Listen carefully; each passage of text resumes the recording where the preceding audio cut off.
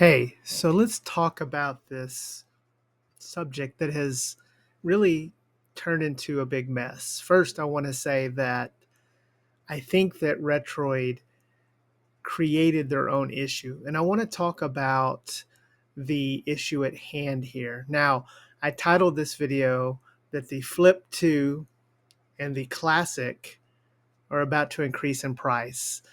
And coming from a business background and understanding how business works and how things work, I wanted to kind of talk about the long-term consequences of this. Now, this is a very emotional, heated discussion with a lot of sides taking place.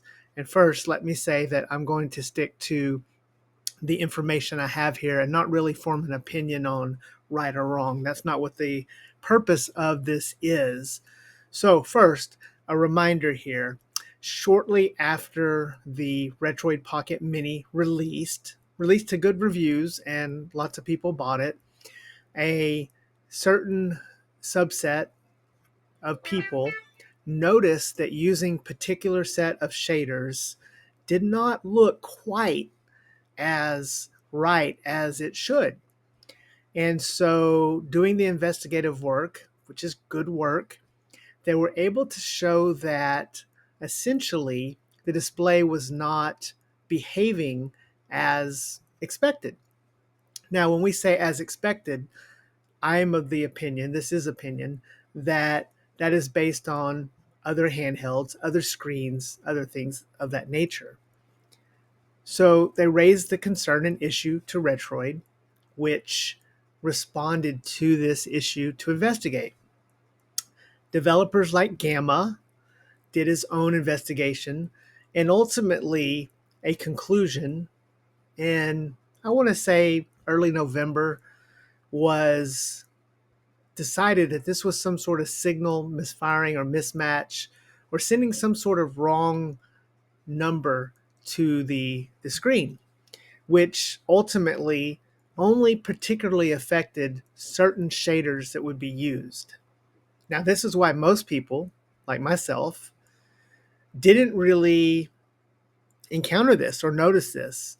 And so I'm grateful and thankful to these set of experts that really understood this issue, even going as far as showing some microscopic evidence of how the pixels were lining up.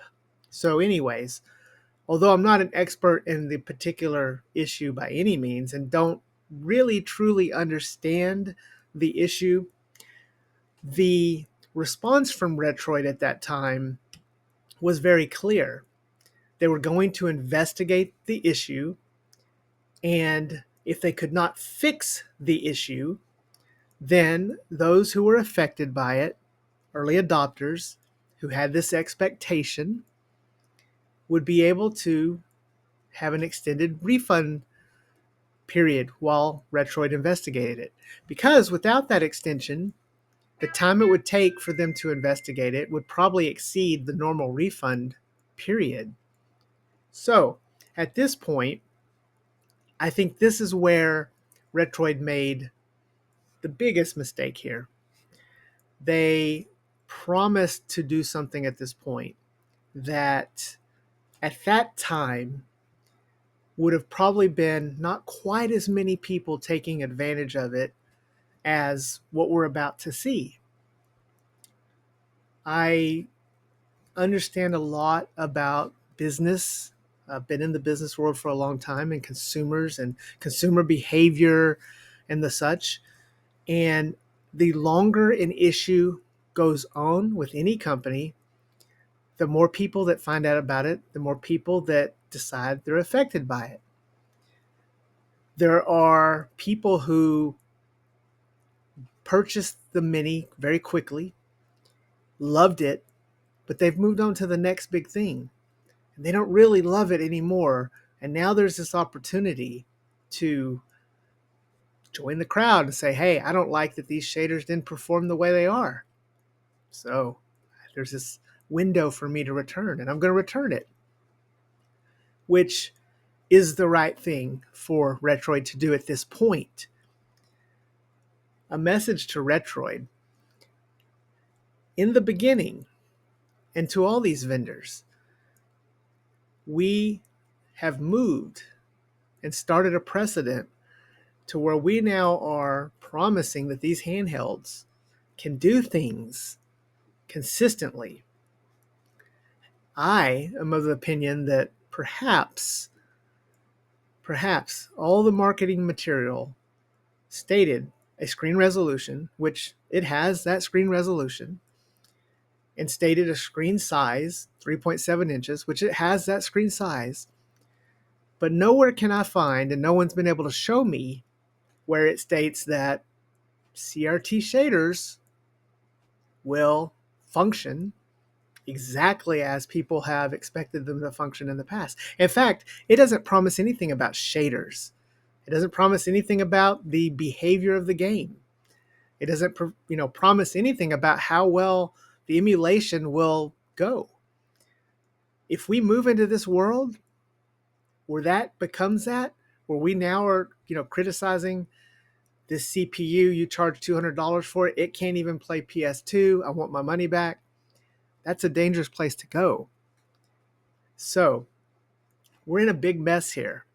Retroid has created their own problem. Hear me clear and loud. They've created their own problem.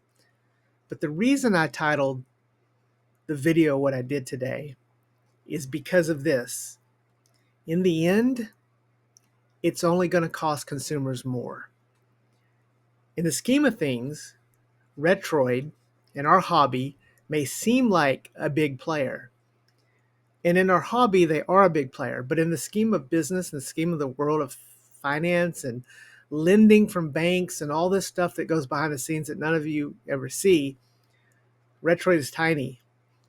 They're tiny. They have people that they employ, and absorbing this sort of cost, this huge undertaking, because now, again, nearly 6 months later, more people are going to take this up, and they know this. Absorbing this cost is going to be a huge undertaking for a company of this size. So what do you do about it? Well, the obvious thing is your new product is now going to go up in price. You notice that up until now, we haven't seen a price for the Flip 2. We haven't seen a price for the Classic. And obviously, they're not going to be able to raise the price really hugely. But had they already planned, for example, the Flip 2 to come out at, say, I don't know, $229, they can easily now release it at $249, and that $20 extra per Flip 2 is going to help reabsorb the cost of these handhelds that are now going to be returned. So the lesson here, and my advice to Retroid in the future, is you have to shore up your warranty policy. You have to be upfront. And listen, we all want transparency. And while this seems tone deaf, the way that this message comes through looks tone deaf, it is transparent.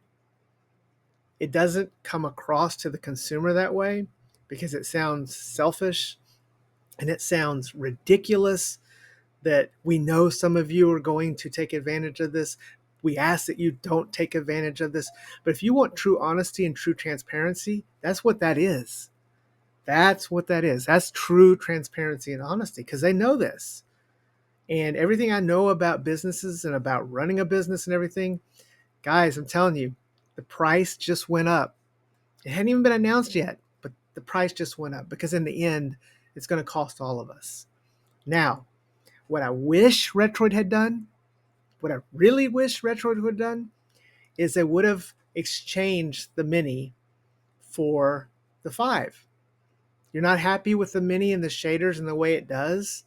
We're going to give you a 5. Because the cost of those things is probably not that far off, and I think it would have been a better exchange offering. It wouldn't have involved money other than the shipping. So I kind of wish that would have been the solution they gave.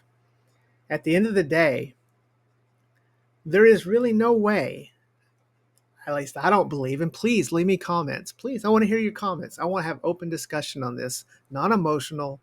I don't want any silly stuff going on. Let's talk about this rationally. But at the end of the day, I don't think it's reasonable that these devices are going to be able to be tested for every single scenario, that every shader looks and is communicating like it is. Now, I keep focusing on the shader. There's also the integer scaling and other issues. Ultimately, to my understanding, there is some sort of math, some sort of signal ratio, some sort of aspect of it that's not communicating directly from the CPU to the digitizer to the panel, which means that the numbers don't add up. Now, we've seen something like this before. The Gameforce Ace had panels that could not reach 60 hertz, and it was marketed as 60 hertz, and they could not reach that. And a lot of testing showed they could get to 59.4, 59.2, some of them very bad, like 56. And in that case, that was a much more clear error, and that's something that could have been caught. But to think that Retroid and the thousands or hundreds of shaders out there that could be tested and seen if it lines up perfectly seems a little overblown. Now, I want to caution you here that this video may not age well and that I may be missing a lot of information here. I may be off track. And any comments I get pointing that out, I deserve and I want.